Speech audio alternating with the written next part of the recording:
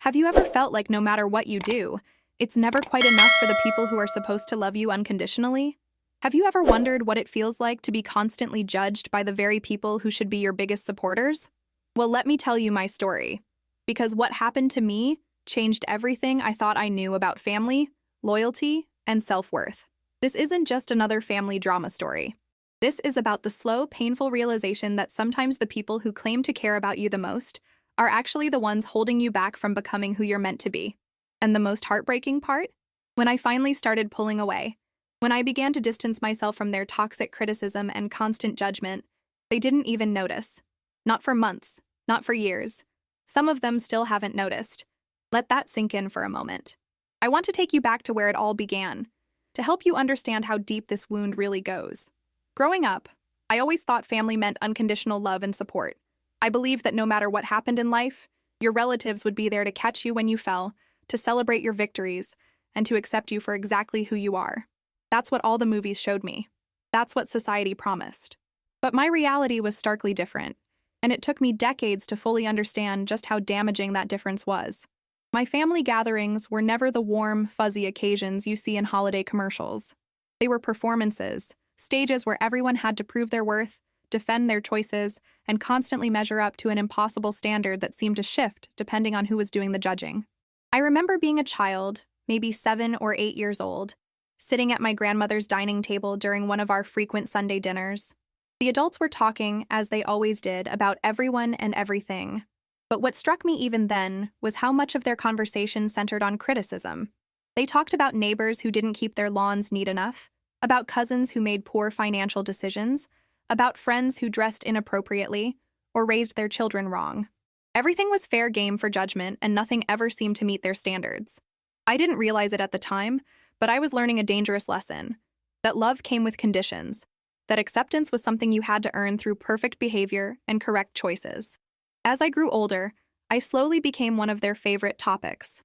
At first, it was small things. My mother would comment on my hair being too messy or my clothes not matching properly. My aunts would exchange knowing looks when I said something they deemed inappropriate or childish.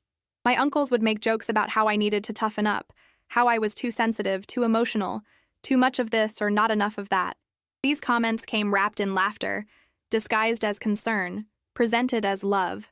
"We only say these things because we care," they would tell me. "We want what's best for you." But even as a child, something inside me knew that their words didn't feel like love. They felt like tiny paper cuts, small wounds that didn't seem significant in the moment, but accumulated over time until I was covered in scars I couldn't see but could always feel. The criticism became background noise in my life, a constant soundtrack that played whenever I was around my relatives. I learned to brace myself before family events, to prepare mentally for the comments that would inevitably come. I started choosing my words carefully, monitoring my behavior, trying desperately to be the version of myself that might finally earn their approval. But here's the thing about trying to please people who are determined to find fault: you will never succeed. No matter how hard I tried, no matter how much I changed or adapted or molded myself into what I thought they wanted, there was always something new to criticize. If I dressed nicely, I was trying too hard or wasting money on appearances. If I dressed casually, I wasn't taking enough pride in myself. If I talked about my interests, I was being self-centered. If I stayed quiet, I was being antisocial or stuck up. There was no winning, no safe space, no version of me that would be enough. And the worst part? I blamed myself. I internalized every criticism, every judgment, every disappointed look and harsh word. I told myself that if they were all saying the same things, there must be some truth to it. I must be the problem. I must be the one who needed to change, to do better, to finally get it right. This belief shaped my entire childhood and followed me into my teenage years like a shadow I couldn't shake. Looking back now, I can see how their constant criticism affected every aspect of my life. I became a perfectionist, terrified of making mistakes because mistakes meant more ammunition for their judgment. I struggled with decision-making because I was always trying to anticipate what they would think, what they would say, how they would react. I people-pleased my way through relationships and friendships, always putting others' needs before my own, because I had learned that my needs didn't matter as much. I had learned that love was something you earned through sacrifice and compliance, not something you received simply for existing. My self-esteem was built on a foundation of sand, constantly shifting based on external validation that never quite came. I looked for approval in every interaction, seeking confirmation that I was okay, that I was worthy, that I was enough. But when your primary models of love and acceptance are people who specialize in finding fault, you learn to see yourself through a lens of inadequacy. You begin to believe that you are fundamentally flawed, that there is something inherently wrong with you that everyone can see except you. This is what constant criticism does. It doesn't just hurt in the moment. It rewires your brain, reshapes your self-concept, and creates patterns of thinking that can last a lifetime if you don't recognize them and actively work to change them. But I didn't know any of this back then. I just knew that family gatherings filled me with dread, that I felt exhausted after spending time with my relatives, and that I never quite felt like I belonged anywhere, even in the place where I was supposed to belong most. So I kept trying. I kept showing up. I kept hoping that maybe this time would be different, that maybe this time they would see me for who I really was and love me anyway. Have you ever felt this way? Have you ever been trapped in a cycle of seeking approval from people who seem incapable of giving it? I want you to really think about that, because understanding this feeling is crucial to understanding everything that came next in my story.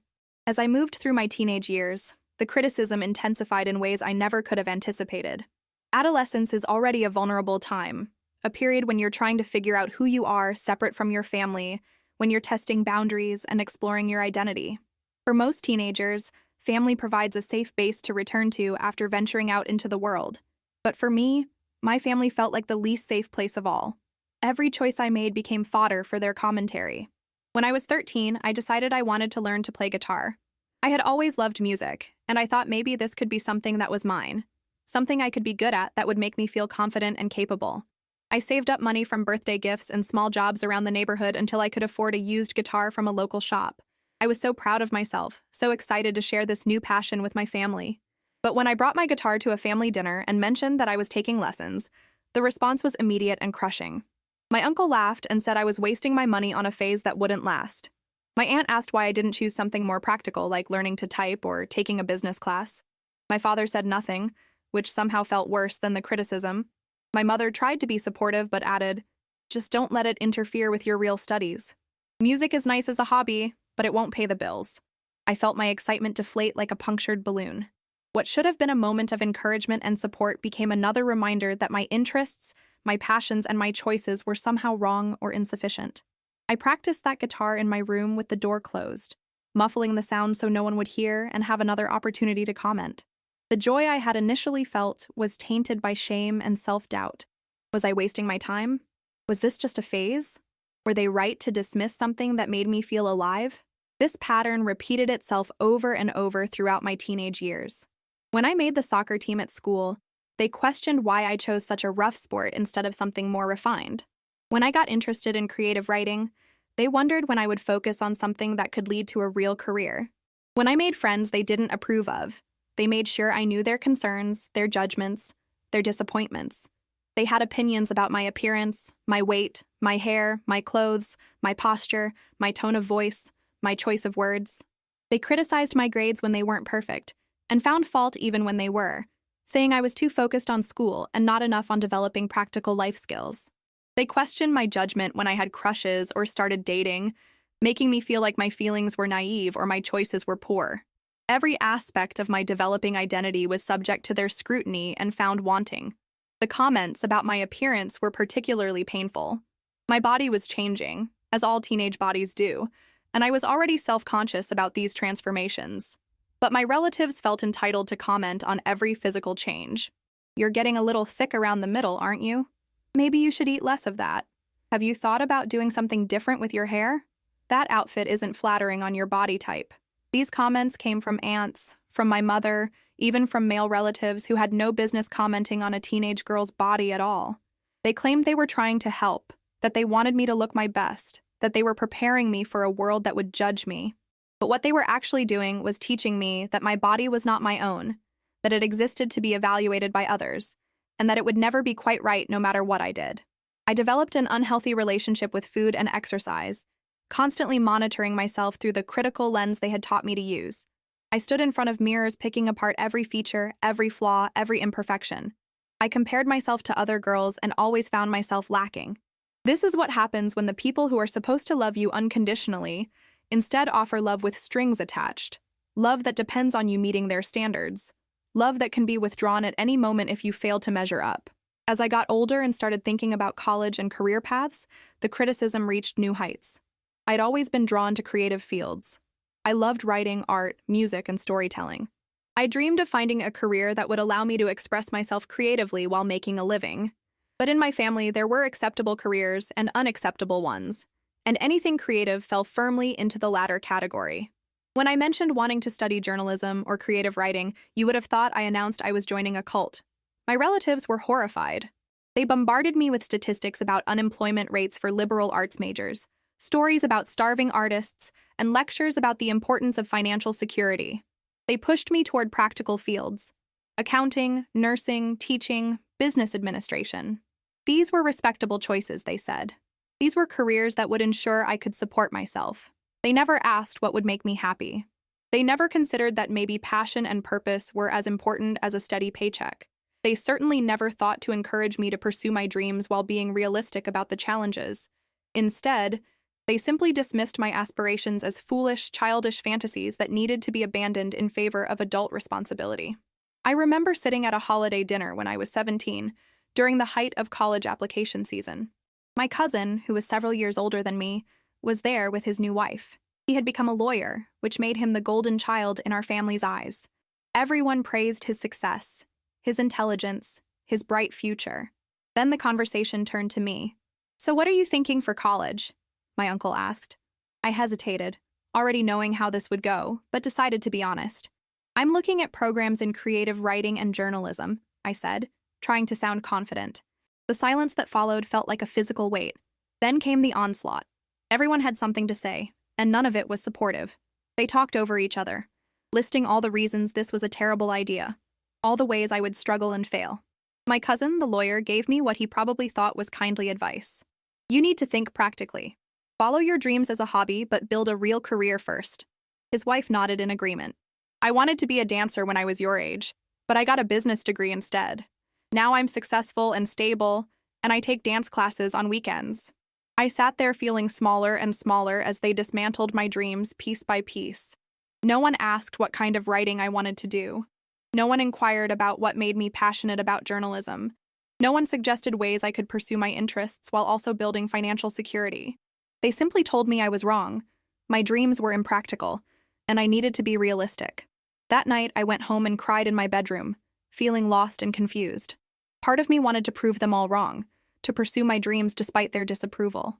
But another part of me, the part that had been absorbing their criticism for 17 years, wondered if they were right. Maybe I was being naive. Maybe I was setting myself up for failure. Maybe the path I wanted to take was selfish and irresponsible. This internal conflict tortured me throughout my senior year of high school and into my college decision. I applied to a mix of programs, some in creative fields and some in more practical areas, still trying to figure out who I wanted to be versus who my family thought I should be. In the end, I chose a compromise that satisfied no one, least of all myself. I enrolled in a communications program that had elements of writing and journalism, but was broad enough to lead to various career paths.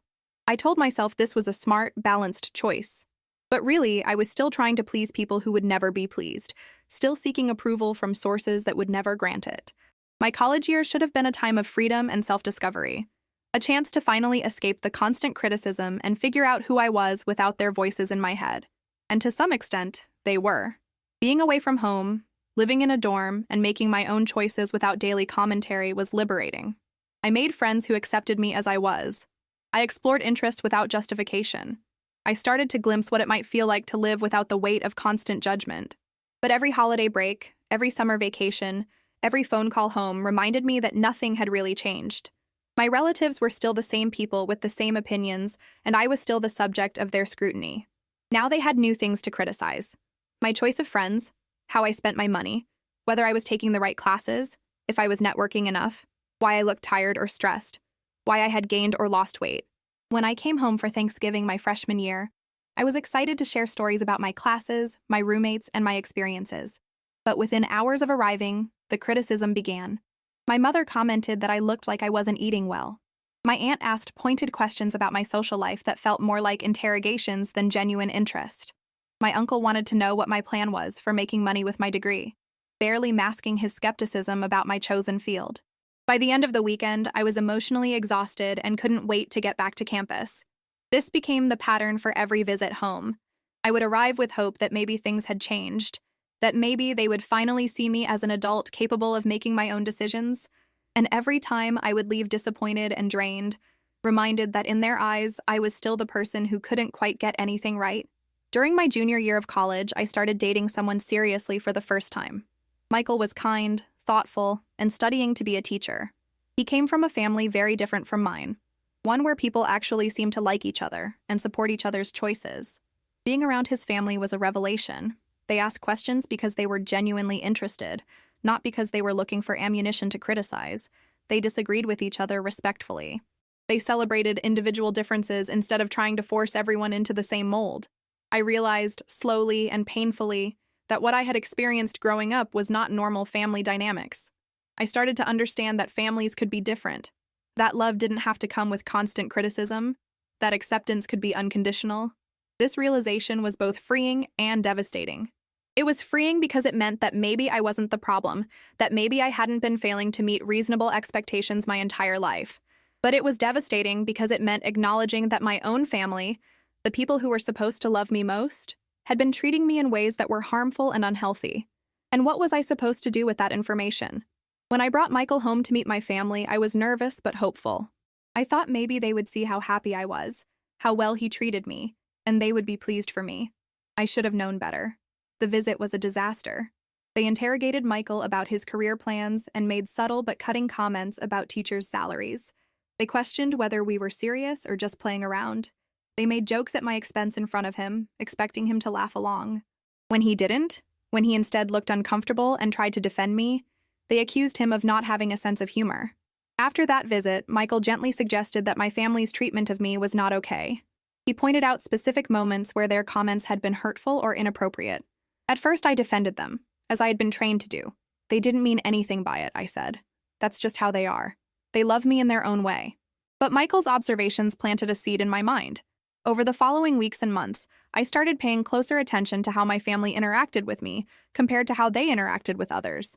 I noticed that while they criticized me constantly, they were much more careful with their words around my cousins who had achieved what they considered success. I saw that they saved their harshest judgments for people they perceived as failing to live up to their standards, and I had always been in that category. I began to recognize patterns I had never noticed before. The way conversations would shift when I entered a room, the looks exchanged when I spoke, the subtle ways they dismissed my opinions or talked over me, the difference between how they treated me and how they treated relatives they respected. And I started to get angry.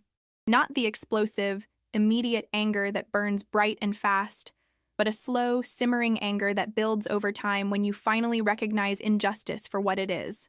I was angry that I had spent my entire life trying to earn love that should have been freely given. I was angry that I had internalized their criticism and let it shape my self-worth. I was angry that I had made choices based on their expectations, rather than my own desires. I was angry that I had wasted so much energy trying to be someone they would approve of, only to realize that their approval was never really available to me anyway. But more than angry, I was tired. I was exhausted from the constant emotional labor of managing their opinions and protecting myself from their judgment. I was worn out from the cycle of hope and disappointment that accompanied every interaction. I was drained from trying to maintain relationships with people who didn't seem to actually like who I was as a person. And that's when I started to ask myself a dangerous question, one that would change everything. Why am I doing this? Why am I subjecting myself to this treatment?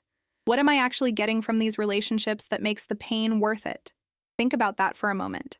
Have you ever asked yourself why you maintain relationships that consistently hurt you? Have you ever examined whether familial obligation is worth the emotional cost? These are hard questions, uncomfortable questions, but they're necessary ones if you want to live authentically and protect your own well-being. The turning point came during Christmas of my senior year in college, during what should have been a celebration of my impending graduation. I had worked incredibly hard to finish my degree, while also working part-time to help pay for school. I had landed an internship at a mid-sized marketing firm that had the potential to turn into a full-time position after graduation.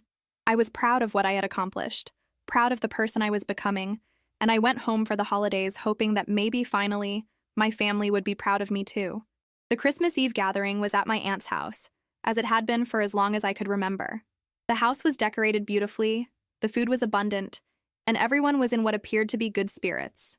I arrived with Michael, who I was now seriously dating and considering a future with, feeling optimistic despite my previous experiences.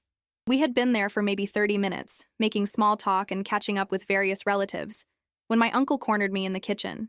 He was already a few drinks in, which typically made him more vocal with his opinions. "So you're almost done with school," he said, not quite making it a question. "What's your plan? You finally figured out how you're going to make something of yourself?"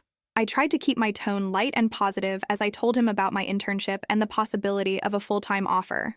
I explained that I was excited about the work, that it combined my writing skills with strategic thinking, and that the company had a good reputation and room for growth. He nodded along, but I could see the skepticism in his eyes. "Marketing, huh?" he said. "So basically, you're going to be making advertisements, trying to get people to buy things they don't need. That's what you went to college for?" Before I could respond, my aunt chimed in from across the kitchen. "At least it's a real job, unlike those writing dreams she used to have. Remember when she wanted to be a journalist?" She laughed, and others joined in. "We told you that wouldn't work out." I felt heat rising to my face, a familiar mixture of shame and anger that I had experienced countless times before. But something was different this time. Maybe it was being older and more confident in my choices. Maybe it was having Michael there, representing a perspective of love that didn't include constant criticism. Maybe it was simply that I had finally reached my limit after years of accumulated wounds. "Actually," I said, my voice steadier than I felt, "I'm proud of the path I've chosen. The internship is going really well, and my supervisors have complimented my work. I'm using my writing skills every day, and I'm learning a lot about business strategy. I think I've made good choices." The kitchen got quiet for a moment. My relatives weren't used to me pushing back, defending myself, or claiming pride in my own accomplishments. My uncle recovered first, his tone shifting to what he probably thought was paternal concern. "I'm just trying to make sure you're thinking long-term," he said. "You've always been a bit idealistic, a bit impractical. Someone needs to keep you grounded in reality." And there it was, the pattern I had experienced my entire life, packaged in words that sounded like concern but felt like control. Someone needs to keep you grounded, the implication being that I couldn't be trusted with my own life, that without their criticism and judgment, I would somehow float away into disaster. My mother, who had been listening from the doorway, decided to join the conversation. "What your uncle means is that we love you and want you to succeed. You have to admit, you've made some questionable choices over the years. We're just trying to help you avoid mistakes." I looked at her, really looked at her, and felt something crack inside my chest. This was my mother, the person who brought me into the world, and she was standing there agreeing that my life choices had been questionable, that I needed their intervention to avoid failure. Not once in this conversation had anyone said they were proud of me. Not once had anyone celebrated my upcoming graduation or the fact that I had secured a competitive internship. Not once had anyone asked what made me happy or what my own goals and dreams were. It was all about their assessment of my worth, their judgment of my choices, their view of what constituted success. I excused myself from the kitchen, needing air and space to process what I was feeling. Michael found me outside on the back porch a few minutes later, and I must have looked as upset as I felt because his first words were, "We can leave whenever you want." But instead of leaving immediately, I stayed for the rest of the evening, observing my family with new eyes. I watched how they interacted with each other, how they formed alliances and hierarchies, how they bonded over shared criticisms of people who weren't present. I noticed how conversations frequently turned to judgment. Who had gained weight? Who was making bad decisions? Who wasn't living up to their potential? Who had disappointed them in some way? And I realized something profound. This was who they were. This was not going to change. I had spent my entire life hoping that if I could just be good enough, accomplished enough, successful enough, they would finally accept me and love me unconditionally. But the problem was never about me not being enough. The problem was that they were people who defined connection through criticism, who expressed concern through judgment, who couldn't seem to love without conditions. This realization was simultaneously heartbreaking and liberating. It was heartbreaking because it meant letting go of the fantasy that someday things would be different, that someday I would be enough for them. But it was liberating because it meant I could stop trying to achieve the impossible, stop contorting myself to fit their expectations, stop sacrificing my own happiness in pursuit of their approval. That night, as Michael and I drove back to my apartment, I was quiet, processing everything that had happened and everything I had realized. He respected my silence, just holding my hand as he drove. When we finally got home, I turned to him and said something I had never said out loud before. "I don't think my family is good for me." He squeezed my hand. "I know," he said gently. "I've known for a while. I've been waiting for you to realize it too." We stayed up late that night talking about what it meant to have family relationships that were harmful, about whether blood ties obligated you to accept mistreatment, about what it looked like to protect yourself while still maintaining some form of connection. Michael didn't push me toward any particular decision. He just listened and supported me as I worked through decades of conditioning that had taught me family was everything, that you never gave up on family, that loyalty meant enduring whatever treatment they gave you. In the weeks that followed, I made a decision that would change the trajectory of my life. I decided to start creating distance between myself and my relatives, to slowly and methodically pull back from relationships that consistently hurt me. I didn't make a dramatic announcement. I didn't confront them about their behavior. I didn't burn bridges or declare that I was cutting them off. Instead, I chose a quieter path, one that would protect me while also revealing something I never expected to discover: whether they actually cared about having me in their lives at all. The process of distancing myself started subtly, with small changes that I thought they would surely notice, but hoped they wouldn't make a big deal about. I began by reducing the frequency of my phone calls home. Where I had previously called my mother twice a week like clockwork, I started calling once every 2 weeks, then once every 3 weeks. I stopped initiating contact with extended family members through texts and social media, responding politely when they reached out but never starting conversations myself. I thought this would be difficult, that I would feel guilty or that they would immediately notice and question the change. But something unexpected happened. Nothing. The phone calls I stopped making were never missed. My mother didn't call me to check in when she didn't hear from me. My aunts and uncles didn't reach out wondering why I had gone quiet. It was as if the reduction in contact created no ripple at all in their lives, and that realization was more painful than any criticism they had ever leveled at me. After graduation, when I accepted a full-time position at the marketing firm, I moved to a city about 3 hours away from my hometown. It wasn't far enough to make visits impossible, but it was far enough to make them less convenient, less automatic.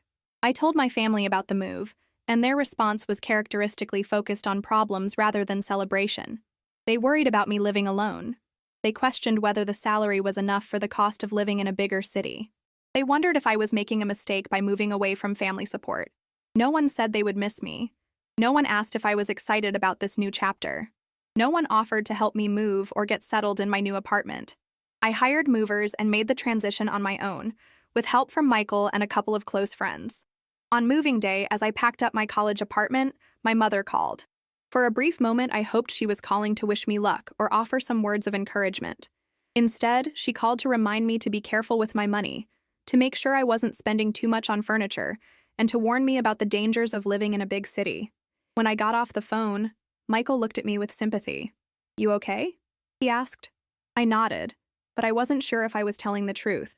I was stepping into a new life, and the people who had raised me seemed only capable of approaching it with worry and judgment, rather than joy and pride. Once I was settled in my new city, I established new patterns and routines. I built a life that was entirely mine, full of work that challenged me, friendships that nurtured me, and experiences that excited me. Michael and I continued our relationship despite being in different cities, visiting each other on weekends and talking about our future together.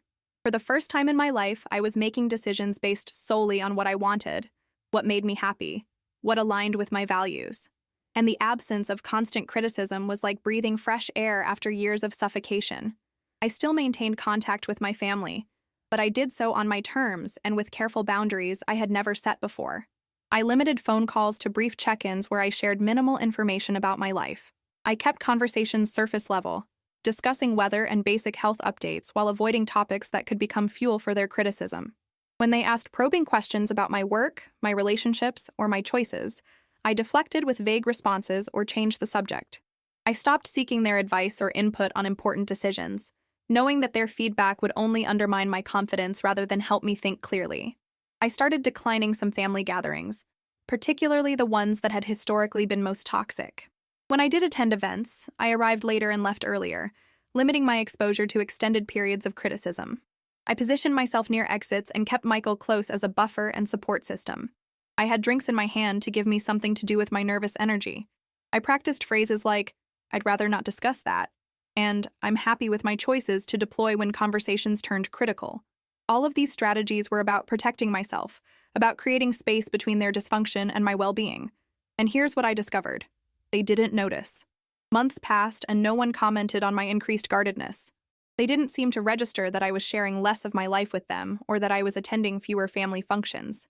They continued their patterns of criticism during the limited interactions we had, apparently never noticing that I had stopped engaging with their judgments, stopped defending myself or explaining my choices. I had built walls where there used to be vulnerability, and they couldn't seem to tell the difference. About a year after moving to the new city, I got engaged to Michael. We had talked extensively about our future, about the kind of family we wanted to build together, about the ways we would do things differently than the families we had come from. When he proposed, I felt pure joy unmarred by worry about what anyone else would think. For several days, I didn't tell my family about the engagement. I wanted to savor the happiness without immediately subjecting it to their scrutiny.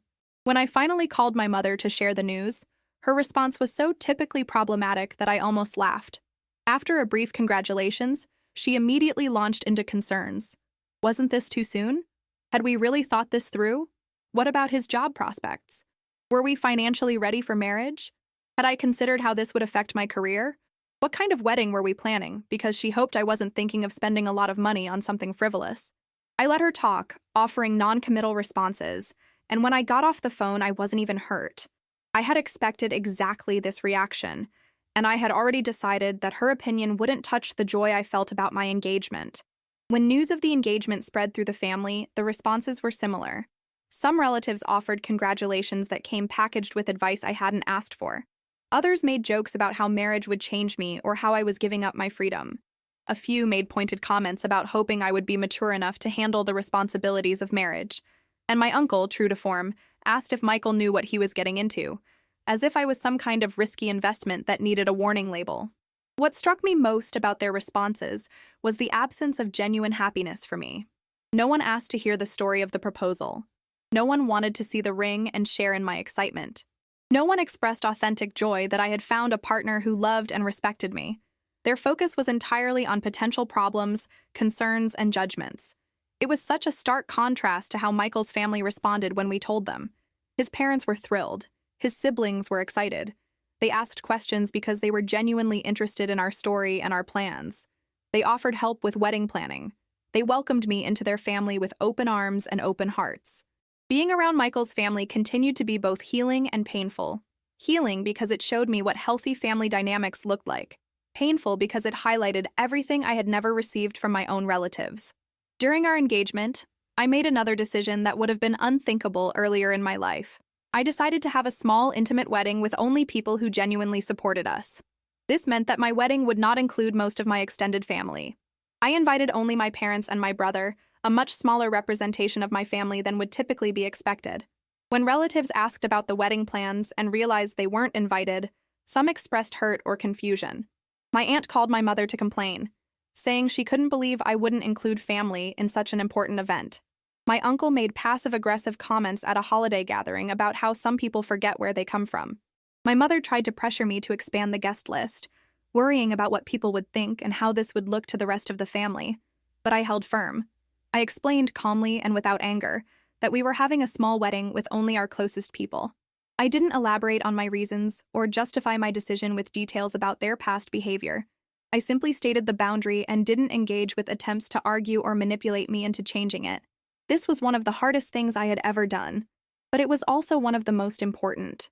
I was claiming my right to define my own important moments, to surround myself with people who actually celebrated me rather than criticized me. And if that hurt some people's feelings, well, perhaps they should have considered how their behavior over the years had hurt mine. The wedding itself was beautiful and exactly what we wanted.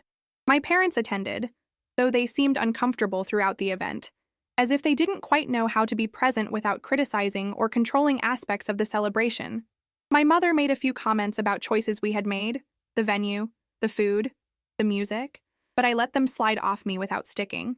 I had worked hard to create a day that reflected who we were as a couple, and I wasn't going to let anyone's negativity diminish it. What was most telling about that day was who wasn't there, and who didn't seem to care that they had missed it. The relatives who had been so vocal about being excluded didn't send cards or gifts. They didn't reach out after the wedding to congratulate us or see photos. It was as if they had already forgotten about it, moved on to other topics of conversation and judgment. This confirmed what I had begun to suspect. Their feelings about not being invited had less to do with actually wanting to celebrate with me, and more to do with social expectations and appearing like a close-knit family to the outside world. After the wedding, Michael and I settled into married life in our own apartment, continuing to build our life together according to our own values and vision. I maintained minimal contact with my family, calling occasionally, but sharing very little of substance. They had met Michael only a handful of times and knew almost nothing about our daily life, our friends, our struggles and triumphs, our dreams for the future. And here's the thing that kept striking me over and over. They never asked. My mother would call and talk about her own life, neighborhood gossip, and other family members, rarely inquiring about mine except in the most superficial ways. How's work? Fine. How's Michael? Good. And that would be the extent of her interest in my actual life. When I did share something, she would often bring the conversation back to herself or to someone else, barely engaging with what I had said. My father rarely called at all, and when we did speak, our conversations were brief and uncomfortable, full of awkward pauses and surface-level pleasantries. My brother, who I had once been close to as children, had absorbed our family's dysfunction in his own way, becoming distant and emotionally unavailable. About 2 years into my marriage, I started going to therapy. I needed help processing the grief I felt over the family I had wanted but never had, and I needed support in continuing to maintain boundaries that still felt unnatural and difficult. My therapist helped me understand the dynamics I had grown up in, giving me language and frameworks to make sense of experiences I had always struggled to articulate.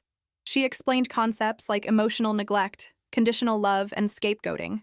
She helped me see that children are not supposed to have to earn their parents' love, that criticism disguised as concern is still criticism, that I deserve to be in relationships where I was valued for who I was, rather than constantly evaluated for whether I measured up to impossible standards.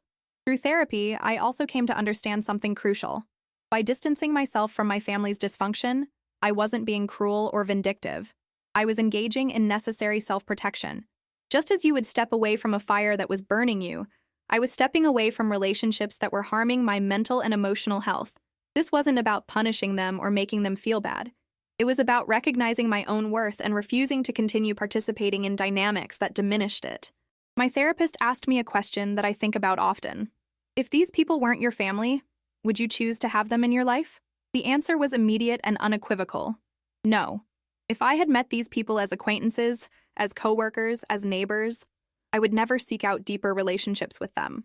I would recognize their critical nature, their inability to offer support without judgment, their focus on finding fault rather than celebrating strengths, and I would keep them at a distance. So why, my therapist asked, did I feel obligated to maintain close relationships with them simply because we shared DNA? This question challenged one of my deepest held beliefs, that family was forever, that you never gave up on family, that blood ties trumped everything else. But I started to question whether that belief served me, or whether it actually kept me trapped in unhealthy relationships that I would never tolerate in any other context. Around this time, about 3 years after I had started deliberately distancing myself from my relatives, something happened that crystallized everything I had been feeling and learning. It was Thanksgiving, and for the first time in my life, I decided not to go home for the holiday. Michael and I made plans to spend it with his family instead, and I informed my parents of this decision about a month in advance, giving them plenty of time to adjust their plans. I expected pushback, guilt-tripping, maybe anger. What I got was much more revealing. Mild disappointment followed by quick acceptance. My mother sighed and said, "Well, I guess we'll miss you," but didn't press the issue or ask why I had made this choice. She didn't suggest alternative times to see each other or make plans for getting together around the holidays. She simply accepted my absence as if it were a minor inconvenience rather than a significant change. Thanksgiving Day arrived, and I woke up in Michael's childhood home, surrounded by his warm, welcoming family. We spent the day cooking together, laughing, sharing stories, and genuinely enjoying each other's company. His mother asked me about my work with real interest, listening to my answers and asking follow-up questions. His father told embarrassing stories about Michael as a kid, and everyone good-naturedly teased each other without any undercurrent of real criticism or judgment. Sitting around their table that evening, I felt something I had rarely felt at family gatherings. Comfortable. I wasn't bracing for criticism. I wasn't monitoring my words or behavior. I wasn't waiting for the other shoe to drop. I was just present, relaxed, and happy. But I was also sad. Sad for all the years I had spent at family gatherings where I felt tense and unwelcome. Sad for the child I had been who thought she was the problem. Sad for what could have been if my relatives had been capable of creating the kind of atmosphere I was experiencing at this table. Later that evening, I checked my phone and found a single text message from my mother. "Hope you're having a nice Thanksgiving." That was it. No mention of missing me, no expression of wishing I was there, no question about whether we could video call so I could say hi to everyone. Just a brief, almost perfunctory message that she might have sent to any casual acquaintance. Do you know what the absence of effort feels like? It feels like confirmation of something you had suspected but didn't want to believe, that you weren't as important to them as you had convinced yourself you needed to be. Over the following months, I conducted what I thought of as an experiment, though my therapist helped me understand it was really more of a grieving process, a way of testing reality to see if what I feared was actually true. I stopped initiating any contact with my extended family. No texts, no calls, no comments on social media posts, no birthday messages, nothing. I wanted to see how long it would take for them to notice my absence, to reach out, to show that they actually wanted me in their lives when I wasn't the one doing all the work to maintain the connection. The results were devastating and illuminating in equal measure. Days turned into weeks, weeks turned into months, and my phone stayed largely silent. My mother called occasionally, but our conversations were brief and centered on her life, her concerns, her world. She rarely asked substantive questions about mine, and when she did, she seemed to barely listen to the answers before moving on to the next topic. My father never called. He had apparently outsourced all family communication to my mother and felt no independent need to connect with his adult daughter. My brother sent the occasional meme or funny video but never engaged in real conversation. My extended family, the aunts and uncles and cousins who had been such a constant presence in my childhood, went completely silent. Not a single text, not a single call, not a single, "Hey, we haven't heard from you in a while, is everything okay?" It was as if I had simply ceased to exist in their world, and they didn't notice or didn't care. 6 months passed, then 9 months, then a full year. An entire year of minimal contact, and not one of them had reached out to ask why I had become distant or if something was wrong. Think about that. A year of your child, your niece, your cousin essentially disappearing from family life, and no concern, no curiosity, no effort to understand what had changed or repair whatever might be broken. What does that tell you about the actual nature of those relationships? During this time, my life continued to move forward in beautiful and meaningful ways. Michael and I were building a strong, healthy marriage based on mutual respect, genuine affection, and the kind of unconditional support I had always craved but never received from my family of origin. We were learning to be partners in the truest sense, navigating challenges together, celebrating successes together, creating a life that reflected our shared values. I was excelling at work, having been promoted twice and taken on increasing responsibilities that both challenged and fulfilled me. I had developed deep friendships with people who knew the real me and loved me anyway, people who I could be vulnerable with without fear of judgment, people who celebrated my successes rather than finding ways to diminish them. I had discovered hobbies and interests that brought me joy. I joined a community theater group and performed in local productions, finally returning to the creative passions my family had dismissed as impractical. I took cooking classes and learned to make dishes from different cuisines. I started volunteering at a local literacy program, helping adults learn to read and write. My life was full and rich and meaningful, and my family knew almost nothing about any of it. Sometimes I would be going about my day, experiencing something funny or beautiful or profound, and I would think, I should tell Mom about this. But then I would remember that telling her would mean opening myself up to her criticism, her concerns, her inability to just be happy for me. And I would share it with Michael or a friend instead, people who would receive my joy without trying to diminish it. There was grief in this, real and deep grief. I was mourning the family I had always wanted but never had. I was grieving the parents who could have been supportive and loving but weren't. I was saying goodbye to the fantasy that someday they would change, that someday I would finally be enough, that someday we would have the kind of close, healthy family relationship I saw in movies and in other people's lives. My therapist reminded me often that grief wasn't linear, that it was okay to feel sad about losing something even when that something was causing you harm. She helped me understand that I could simultaneously be glad to have distance from my family's dysfunction, while also feeling sad that the distance was necessary.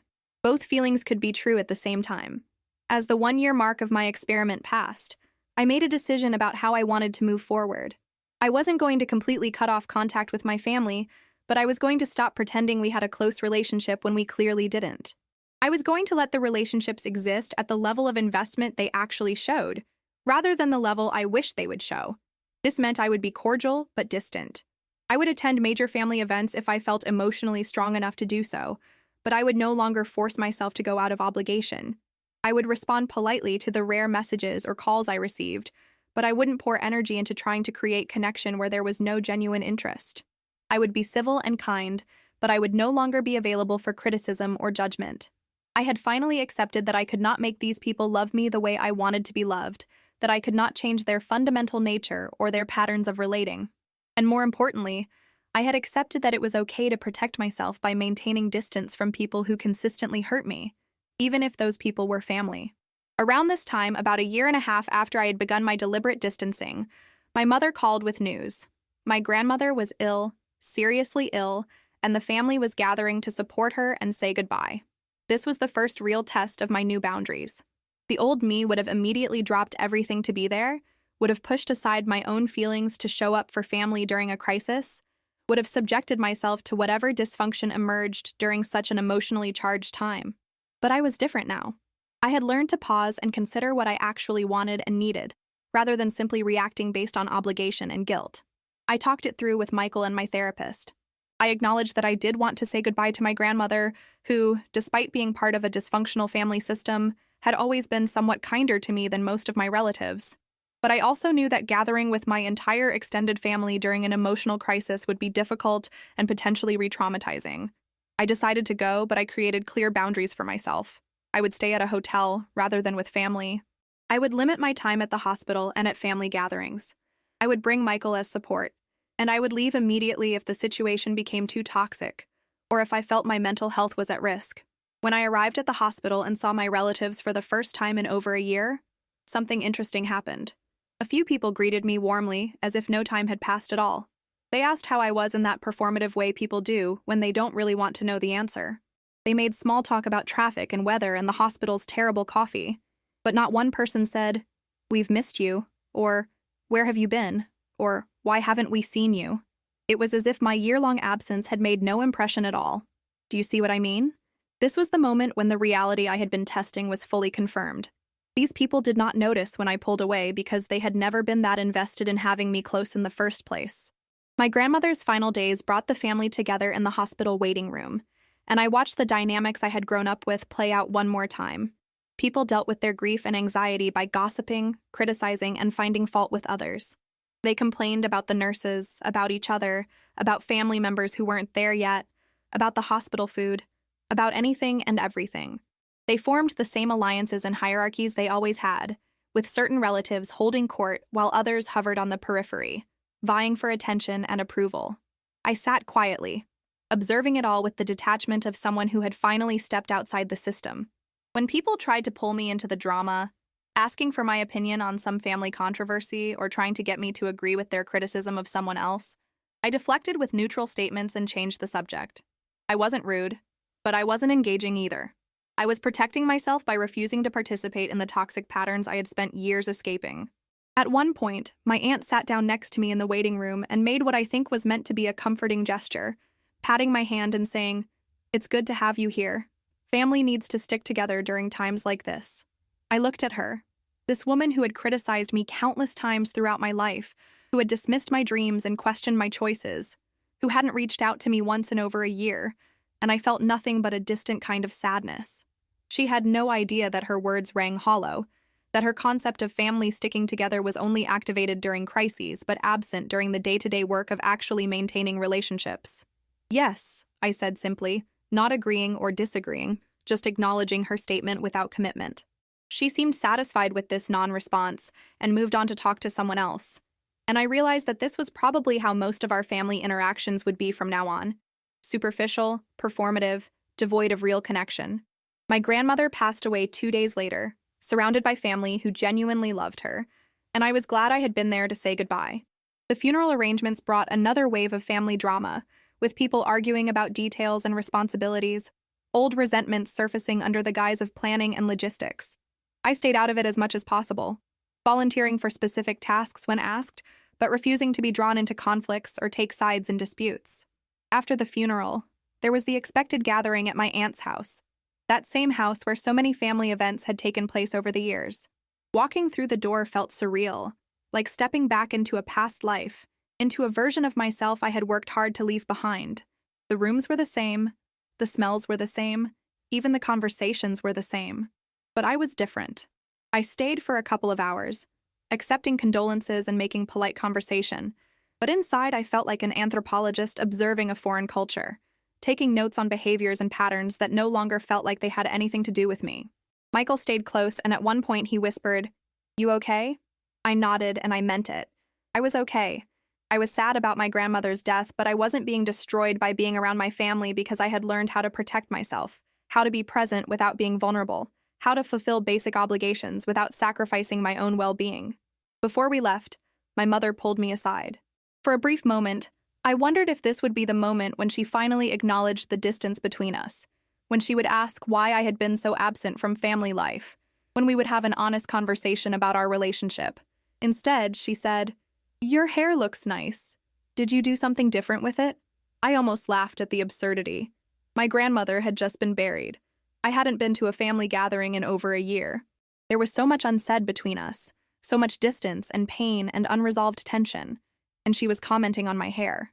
But this was who she was, who she had always been. Someone who could only engage on the most surface level, who avoided anything deep or real or potentially uncomfortable, who offered commentary instead of connection. "Thanks, Mom," I said. "Michael and I need to get going. We have a long drive ahead of us." She hugged me briefly, reminded me to drive safely, and that was it. No, "When will we see you again?" No, "Let's make plans to get together." No, "I've missed you." Just a generic reminder about road safety and a wave as we walked to our car. On the drive home, I cried. Not just for my grandmother, but for everything I had lost or never had to begin with. Michael held my hand as he drove, letting me process my emotions without trying to fix them or explain them away. When I finally stopped crying, I felt emptied out but also somehow lighter, as if I had released something I had been carrying for too long. "You know what the hardest part is?" I said to Michael. "Tell me," he responded gently.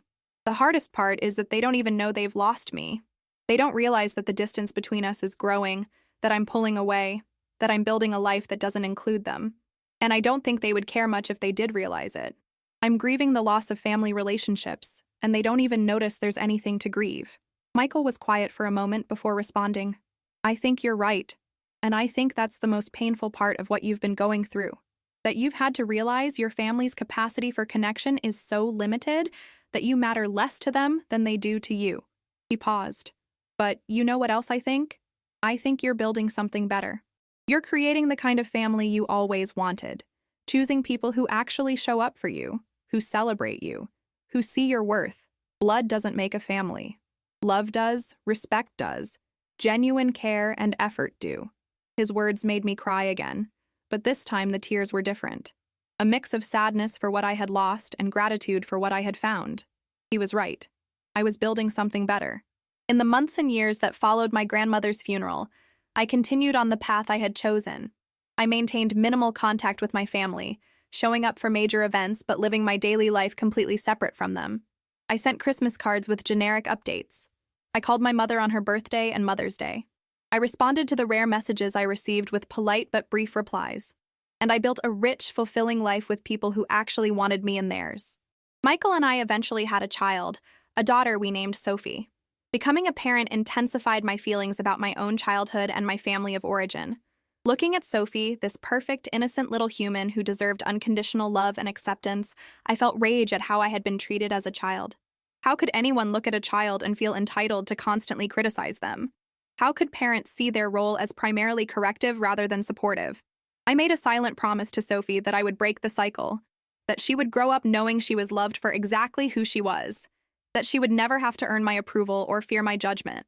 I would give her what I never had, a safe place to be herself, to make mistakes, to explore her identity without constant evaluation. When Sophie was born, I called my parents to share the news. Their response was characteristically underwhelming. Congratulations mixed with immediate concerns and unsolicited advice. My mother wanted to know if I had gained too much weight during pregnancy and whether I had a plan to lose it. My father asked if we had thought about the financial burden of raising a child. Neither seemed to grasp the magnitude of this moment, the joy and terror and overwhelming love that comes with becoming a parent. I didn't invite them to the hospital. I didn't feel the need to share those precious first days with people who would undoubtedly find ways to criticize my parenting choices or make the experience about them. Instead, Michael's parents came, bringing food and offering help without judgment, holding Sophie with tears of joy in their eyes, celebrating this new life with genuine happiness. It was another stark contrast that drove home everything I already knew about the difference between healthy family dynamics and the dysfunction I had grown up with. As Sophie grew, my parents and extended family met her only a handful of times. They lived hours away, and I didn't make much effort to bridge that distance. When we did visit, which was rare, I watched carefully how they interacted with my daughter. I was prepared to shut down any criticism or judgment directed at her, to protect her from the treatment I had endured. But what I discovered was almost worse than criticism. They were largely indifferent. They would hold her for a few minutes, make polite comments about how she had grown, then quickly turn their attention back to adult conversations and their usual patterns of gossip and judgment. They showed no real interest in knowing her, in being part of her life, in building a relationship with their granddaughter and niece. My mother would occasionally call and ask about Sophie in the same generic way she asked about everything else in my life. "How's the baby?" "She's 3 now, Mom." "She's not really a baby anymore." "Oh, right. Well, how is she?" "She's wonderful. She's smart and funny and creative. She loves books and building things and playing pretend. She's learning to ride a bike and she started preschool this year." "That's nice. Make sure she's getting enough vegetables. Children these days eat too much sugar." And that would be the extent of her interest.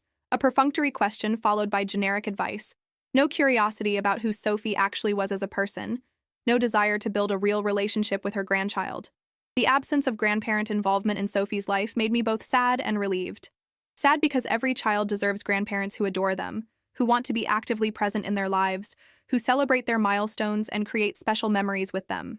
But relieved because Sophie would never experience the constant criticism I had grown up with, would never sit at a family dinner feeling like she wasn't good enough, would never internalize the toxic messages about conditional love and earned acceptance. In a way, the distance I had created was protecting not just myself, but her as well, breaking the cycle before it could extend to another generation. As Sophie got older and started asking questions about family, I struggled with how to explain our situation in age-appropriate ways. "Why don't we see Grandma and Grandpa very much?" she asked when she was about 4, after a friend at preschool talked about weekend visits with grandparents. I chose my words carefully. "They live far away, sweetie, but we see them sometimes." "Do they love me?" Her innocent question pierced my heart. How do you explain to a child that their grandparents' capacity for love is limited, that it's not about her being unlovable, but about them being emotionally unavailable? "They love you in the way they know how," I said, which was as honest as I could be while still protecting her from harsh realities she was too young to understand. Then I pulled her close and said, "But you have so many people who love you so much. Daddy and I love you more than anything in the whole world. And Papa and Nana love you too." Papa and Nana were Michael's parents, who had become the primary grandparent figures in Sophie's life, present and engaged, and everything my parents were not. Michael and I had made a conscious decision to refer to them as Papa and Nana, while my parents were Grandma and Grandpa, a subtle linguistic distinction that reflected the different levels of relationship. Sophie's questions made me realize that she would eventually need more complete explanations as she grew older and could handle more nuanced truths. I would need to tell her about family dynamics, about how some relationships are healthy and some aren't, about how we get to choose what kind of people we allow close to us. But for now, when she was still so young, I focused on surrounding her with love and acceptance, showing her through example what family could be when it was built on the right foundation. By the time Sophie was 5, I had been deliberately maintaining distance from my family for nearly 7 years. 7 years of minimal contact, of surface-level relationships, of living my life almost entirely separate from the people who raised me. And in all that time, there had been maybe 2 or 3 occasions when anyone from my extended family had made even a token effort to deepen our connection. Once, my aunt sent me a friend request on social media, which I accepted but then put on a restricted list so she couldn't see most of my posts. Once, a cousin texted me out of the blue to ask if I still worked in marketing, because she needed advice for her small business. I helped her, we had a pleasant exchange, and then the conversation ended and we didn't talk again for over a year. And once my mother suggested we should try to see each other more often. But when I asked if she wanted to make specific plans, she became vague and the conversation fizzled out without any actual plans being made. That was it. 3 minimal gestures in 7 years. No one fighting for the relationship, no one expressing that they missed me or wanted more connection. No one making sustained effort to bridge the distance I had created. The message was clear. I had never been as important to them as they were to me, and my absence left barely a ripple in their lives. This realization, though painful, was also freeing. It released me from guilt about maintaining boundaries and distance. I wasn't depriving anyone of something they wanted or needed. They had shown, through their consistent lack of effort, that having me in their lives wasn't a priority for them. So I stopped carrying guilt about protecting myself and my own family. I stopped feeling bad about missing family events or not calling regularly. I stopped trying to maintain relationships that were clearly one-sided. I let go of the hope that things would change and accepted what was. Some people might judge me for this. They might say that family is family, that you should try harder, that I gave up too easily, that blood is thicker than water. But here's what I learned.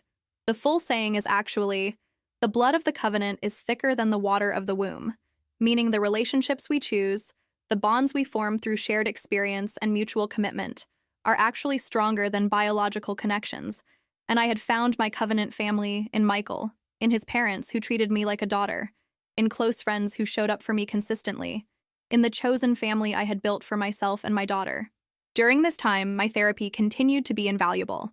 My therapist helped me process the ongoing grief, the anger that would occasionally resurface, the complicated feelings that came with holidays and family-related triggers. She reminded me regularly that healing isn't linear, that I could be mostly at peace with my situation and still have moments of sadness or anger or longing for what could have been. She helped me see that all of those feelings could coexist, that I didn't have to choose between being grateful for the life I had built and being sad about the family experiences I never got to have. One session stands out in my memory. I was telling her about a particular holiday season when I felt especially lonely for family connection, even though I knew that actual interaction with my family would likely leave me feeling worse. I was struggling with the cognitive dissonance of missing something that had never really existed, mourning an idealized version of family that was pure fantasy. It's okay to grieve the family you deserved but never had, she said. That grief is valid, but I also want you to recognize how far you've come. You've broken free from patterns that could have defined your whole life. You've created healthy relationships for yourself. You're giving your daughter what you never received. That takes tremendous strength and self-awareness. Her words gave me permission to hold space for both grief and pride, to acknowledge the loss while also celebrating the growth. I had done hard work to get to where I was, work that many people never do because it's easier to stay in familiar dysfunction than to face the pain of separating from it. As Sophie approached school age, I became very intentional about choosing her educational environment. I wanted a school that valued emotional intelligence and individual differences, where she would be celebrated for who she was, rather than constantly evaluated against standardized expectations. I found a progressive elementary school with a philosophy of education that aligned with my values, and we enrolled her there despite it being more expensive and farther from our home than other options. Michael sometimes joked that I was trying to give Sophie the childhood I wished I had had, and he was right. Every choice I made as a parent was filtered through the question, will this support her authentic self, or will this teach her she needs to be different to be lovable? I was hyper-aware of how my own childhood wounds could potentially impact my parenting, and I worked hard to ensure I didn't repeat patterns or overcompensate in ways that would create different problems. Being a parent while estranged from your own parents is complicated. There were moments when I wanted to call my mother and ask her questions, to tap into her experience and knowledge. There were times when I was exhausted and overwhelmed and wished I had family support nearby. There were occasions when Sophie did something adorable or funny or remarkable, and I felt a pang that my parents weren't present to witness it. But then I would remember why the distance existed, and I would call Michael's mother instead, or text a friend, or simply handle it on my own. When Sophie was 6, she had a school event where grandparents were invited to attend. Michael's parents came, enthusiastic and engaged, taking photos and asking Sophie to show them around her classroom. I had mentioned the event to my mother during one of our brief phone calls, more out of obligation than expectation, and I wasn't surprised when she said she didn't think she could make it. What did surprise me was the excuse. That's quite a drive just for a school event. Maybe next time. Next time, as if there would be dozens of these opportunities, as if missing this one was no big deal, as if a grandparent's presence in these moments wasn't significant. I didn't argue or express disappointment. I simply said okay and moved on. But later, watching Michael's parents interact with Sophie, seeing how much joy they brought to her day, I felt that familiar mixture of sadness and gratitude. Sadness that my parents couldn't or wouldn't show up. Gratitude that Sophie had grandparents who did. Around this time, about 8 years into my journey of distancing, I started writing about my experiences. At first, it was just for myself, a way to process and make sense of everything I had been through. But eventually, I started sharing some of my writing anonymously online, in forums and support groups for people dealing with difficult family relationships. The response was overwhelming. So many people reached out to say they understood, that they had similar experiences, that they felt less alone reading my words. I heard from people who were just beginning to recognize the dysfunction in their own families, people who were in the middle of creating boundaries, people who were years into estrangement and still processing complex feelings about it. Through these connections, I realized that my story wasn't unique. There are countless people out there struggling with family relationships that hurt more than they help, wrestling with the guilt and grief and confusion that comes with stepping away from toxic family dynamics, trying to figure out how to protect themselves while managing societal pressure that says you should never give up on family. These conversations were healing for me. They validated my experience and reminded me that dysfunction wasn't my fault, that I wasn't a bad person for choosing distance, that prioritizing my own well-being wasn't selfish. They also gave me perspective on how different dysfunctional families can be while still following similar patterns, how the specifics might vary, but the core issues of criticism, control, conditional love, and emotional unavailability show up again and again. One woman I connected with online shared that she had been estranged from her father for 10 years, and he had never once reached out to ask why or attempt reconciliation. 10 years of silence from a parent, and he apparently felt no need to bridge that gap or understand what had caused it. Her story resonated with my own experience of family members not noticing or caring about my distance. It made me wonder how many of us are out there, quietly pulling away from family relationships that drain us, only to discover that the people we're distancing from barely register our absence. As Sophie got older and more perceptive, she started noticing things on her own. Papa and Nana come to all my things, but Grandma and Grandpa don't, she observed when she was about 7. Is that because they don't like my stuff? No, honey, I said, my heart breaking a little at her conclusion. It's not about you at all. Grandma and Grandpa have their own reasons for not being around much, but it has nothing to do with you or your worth. But don't they want to know me? She asked, with that devastating directness that children have. I took a deep breath. Some people, even people in our families, don't have as much capacity for close relationships as others. It's not that they don't want to know you. It's more that they don't know how to be close, how to really connect with people. Does that make sense?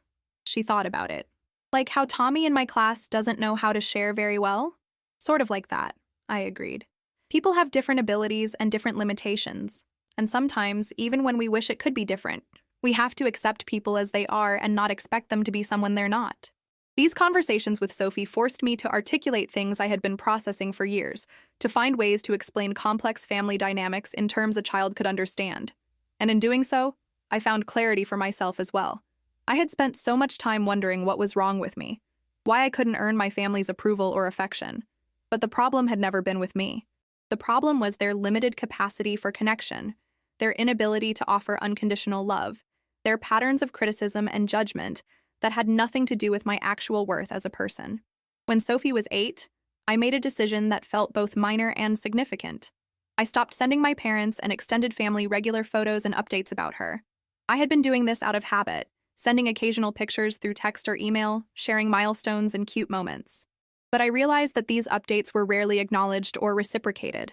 My mother might respond with a brief cute or nice, but there was no real engagement, no questions about the context of the photo or what Sophie had been up to. It felt like I was sending photos into a void, hoping for connection that never materialized. So I stopped. And no one noticed.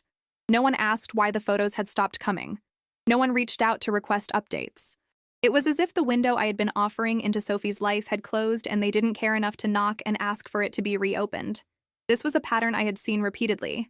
I do the work of maintaining connection, and when I stop, the connection simply dissolves because no one else picks up the effort. By this point, nearly a decade after I had started deliberately distancing myself, I had truly accepted the reality of my family relationships. This wasn't a temporary situation that would eventually resolve. This was simply how things were, and would likely always be. My family was incapable of or uninterested in having the kind of close, supportive relationships I had once desperately wanted. And that was sad, but it was also their loss more than mine. I had built a beautiful life without their involvement. I had a loving marriage, a wonderful daughter, a fulfilling career, meaningful friendships, and a chosen family that provided the support and connection my biological family never had. I was happy, genuinely happy, in ways I never would have been if I had continued trying to contort myself to fit their expectations or subject myself to their criticism. Sometimes people ask me if I have regrets about distancing myself from my family. The honest answer is no. I regret that it was necessary. I regret that my family couldn't be the people I needed them to be. I regret the childhood I had and the parenting I received. But I don't regret protecting myself and my own family from continuing dysfunction. I don't regret choosing my own well-being over their comfort. I don't regret building boundaries that allowed me to heal and grow. Could I have handled things differently? Probably.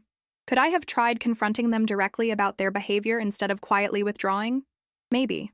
But I know myself well enough to know that direct confrontation would have led to defensiveness, denial, and likely even more criticism. They would have told me I was too sensitive, that I was misremembering things, that they only ever wanted what was best for me. They would have refused to take responsibility for their behavior and found ways to make it my fault. So I chose the path of quiet withdrawal, of letting the relationships fade to whatever level they naturally settled at, when I wasn't doing all the work to maintain them. And they settled at almost nothing, which told me everything I needed to know about how much I had actually mattered to them all along. Looking back now, I can see the journey I've been on with clarity and perspective. I started out as a child desperate for approval, internalizing every criticism and believing I was fundamentally flawed. I moved through adolescence and young adulthood still seeking that approval, still trying to earn love that should have been freely given, still hoping that if I just did enough or changed enough or achieved enough, they would finally accept me. Then came the slow awakening, the painful realization that the problem wasn't me, that no amount of effort would ever be enough because the issue was their limited capacity for healthy relationships, not my worth as a person. And finally, I reached acceptance and peace, understanding that I couldn't change them, but I could change my own expectations and the amount of access I gave them to my life and my family. This journey has taken over a decade, and I'm still learning and growing. There are still moments when I feel sad about what could have been. There are still times when I see other people's close family relationships and feel a pang of envy. There are still occasions when I wish my daughter could have the grandparents she deserves. But overall, I'm at peace. I've done the work to heal from my childhood wounds. I've created the kind of family I always wanted. I've broken cycles that could have continued for generations. And I've learned that sometimes the most loving thing you can do for yourself is to let go of relationships that consistently hurt you, even when those relationships are with family. If you're reading this and any of this resonates with you, I want you to know a few things. First, your feelings are valid. If your family's treatment of you feels wrong or hurtful, trust that feeling. You're not too sensitive. You're not misremembering. You're not at fault for feeling hurt by hurtful behavior. Second, you deserve better. You deserve to be in relationships where you're valued, where your choices are respected, where love isn't conditional on meeting impossible standards. You deserve people who celebrate your successes, support you through struggles, and accept you for exactly who you are. Third, it's okay to create distance or even step away completely from family relationships that harm you. You're not a bad person for prioritizing your own well-being. You're not selfish for refusing to continue subjecting yourself to criticism and judgment. You're not wrong for wanting more from the people who are supposed to love you unconditionally. And finally, there is hope. You can heal from these wounds. You can build healthier relationships. You can create the kind of family you always wanted, whether through your own partner and children, through chosen family and deep friendships, or simply through learning to be the supportive, loving presence for yourself that you never received from others. The journey is hard. There's no denying that. Grief, guilt, anger, confusion, longing, all of these emotions are part of the process. But on the other side of that pain is freedom. Freedom to be yourself without constant evaluation. Freedom to make choices based on what you want rather than what others expect. Freedom to invest your emotional energy in relationships that actually give back to you. Freedom to break cycles and create something better. As I write this, Sophie is now 9 years old, thriving in school, surrounded by people who genuinely love her, growing up with a sense of security and self-worth that I never had at her age. Michael and I celebrated our 10th wedding anniversary last month, marking a decade of building a life together based on mutual respect, support, and genuine partnership. My career continues to grow in ways that fulfill me. My friendships are deep and meaningful. My chosen family is strong and supportive. And my biological family? They're still there, living their lives a few hours away, probably sitting around dinner tables criticizing each other and anyone else who comes to mind, likely not thinking about me very much at all. And that's okay. I've stopped waiting for them to notice my absence. I've stopped hoping they'll suddenly realize what they've lost and come seeking reconciliation. I've accepted that they are who they are, and who they are is not capable of the kind of relationship I need and deserve. The story I've shared with you today is one that took years to unfold, a slow process of awakening, distancing, grieving, and ultimately healing. It's not a dramatic story with big confrontations or clear-cut endings. It's a quiet story about someone who slowly realized she was worth more than the treatment she was receiving and made the difficult choice to protect herself, even when that meant stepping away from the people who raised her. If there's one thing I hope you take away from my story, it's this. You are worthy of love and acceptance exactly as you are. You don't have to earn it, prove it, or change yourself to deserve it. And if the people in your life, even your family, can't or won't offer you that kind of love, it's okay to create distance and find it elsewhere. You deserve to build a life that feels safe, supportive, and authentically yours. So here's what I want to ask you. Have you ever been in a situation where you had to distance yourself from people who were supposed to love you? Have you experienced the pain of realizing that your absence barely registered with people who should have noticed immediately? Or maybe you're in the middle of this journey right now, trying to figure out how to protect yourself while managing guilt and grief and all the complicated emotions that come with family dysfunction. I want you to know that you're not alone. There are so many of us out there who have walked this path or are walking it right now. And while everyone's situation is unique, there's something powerful about knowing others understand what you're going through. If my story resonated with you, if you found yourself nodding along or tearing up or feeling seen in ways you haven't felt before, please leave a comment below. Tell me your story. Share what you're going through. Let's create a community where people who are dealing with difficult family relationships can find support, understanding, and validation. And if this story helped you in any way, if it gave you clarity or permission or hope, please hit that like button. It helps more people find this content, and there are so many people out there who need to hear that they're not alone in what they're experiencing. Also, make sure you subscribe to Living Through It, because I'll be sharing more stories like this, stories about real human experiences, struggles we all face but don't always talk about openly. This channel is about living through difficult things and coming out the other side, about finding strength you didn't know you had, about choosing yourself even when it's hard. Hit that notification bell so you don't miss the next story, because I promise you you're going to want to hear what's coming next.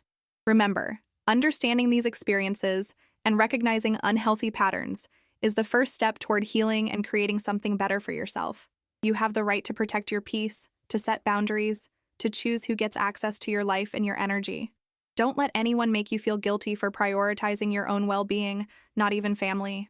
Thank you for listening to my story, for giving me this space to share something so personal and vulnerable. I hope it served you in some way, whether by validating your own experience, giving you permission to make hard choices, or simply reminding you that you're not alone in navigating complicated family dynamics. Until next time, keep living through it, keep choosing yourself, and keep building the life you deserve. You're stronger than you think, you're more resilient than you know, and you're absolutely worthy of all the love and acceptance you've been seeking. Take care of yourself out there, and I'll see you in the next story.